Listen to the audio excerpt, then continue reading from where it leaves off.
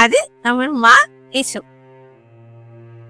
আমার সোনা মা, কি করেছো তুমি সারাদিন? দুষ্টু হয়ে গেছে। হ্যাঁ শম্পা, আমার জন্য 1 কাপ চা করে দাও, আর আমার সোনা মার জন্য দুধটা গরম করে একটু খাইয়ে দাও। তোমার দাদা মনে হয় এখনই চলে আসবে। খাওয়াটা টেবিলে রেখে রান্নাঘরটা পরিষ্কার করে তুমি বাড়ি চলে যাও।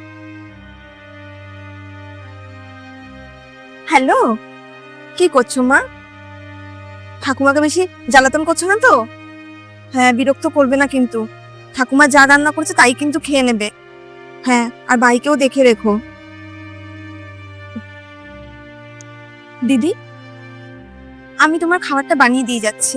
শম্পা, খাবার আমি বানিয়ে নেব, তুই এখন বাড়ি যা। কেন দিদি, আমার কাজকে তোমার পছন্দ হচ্ছে না? না শম্পা, এরকম কোনো ব্যাপার না। তোর কাজ আমার খুব পছন্দ হয়েছে। আসলে কি, আমি একটা মা হয়ে অন্য একটা মার কষ্টটাই বুঝতে পারিনি। আমরা দুজনেই মা, কিন্তু আমাদের দুজনকেই বাধ্য হয়ে কাজে চলে যেতে হয় নিজেদের বাচ্চাদের ছেড়ে। আর হ্যাঁ শম্পা, কাল যখন আমি বাড়ি চলে আসবো অফিস থেকে 5টার সময়, তুই 5টার সময় বাড়ি চলে যাবি। তোকে 8টা অবধি থাকার কোনো দরকার নেই। আর তোর স্যালারি কিন্তু যা ছিল তাই থাকবে। সত্যি দিদি, তোমার এই উপকার আমি কোনোদিন ভুলতে পারবো না। ধন্যবাদ দিদি। আরে ঠিক আছে, ওটা কোনো ব্যাপার না। তুই এখন তাড়াতাড়ি যা তোর বাচ্চাদের কাছে।